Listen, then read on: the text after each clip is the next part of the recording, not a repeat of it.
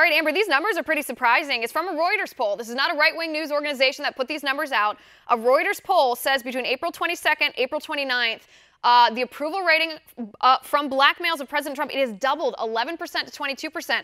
I don't think that's a coincidence. Right, and I will note that while the sample size is kind of small for the poll, this is the highest approval rating among black males and actually all black people since they've been doing the poll back in January of 2018. So for all of 2018, this is the highest approval rating that they've recorded for Trump among black people. I don't think it's a coincidence either, and I think there's two things happening here.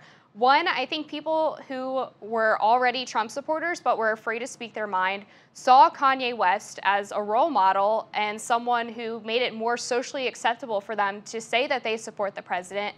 And I think he's also encouraging people to think about why they don't support Donald Trump, and they're thinking that possibly the black unemployment rate being the lowest it's been in 17 years is something to celebrate and consider flipping their support to Donald Trump. Another interesting part from this poll is that the rate of people who said they had mixed feelings about the president increased pretty greatly. So this shows that Kanye West speaking his mind is actually causing people to reconsider why they support Democratic policies and whether or not they should support the president instead.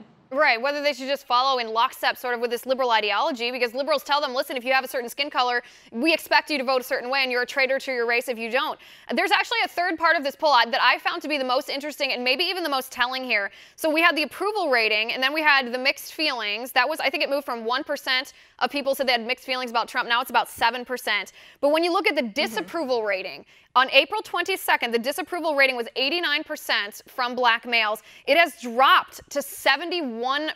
There's only 71% that now disapprove. The fact, and that shows me, I guess, the free thinking aspect, because I'm from where I sit, I don't see Kanye West changing people's minds in the sense that they're going to become diehard conservatives because he says he likes some things that President Trump does. But I think he has a really good point about thinking for yourself.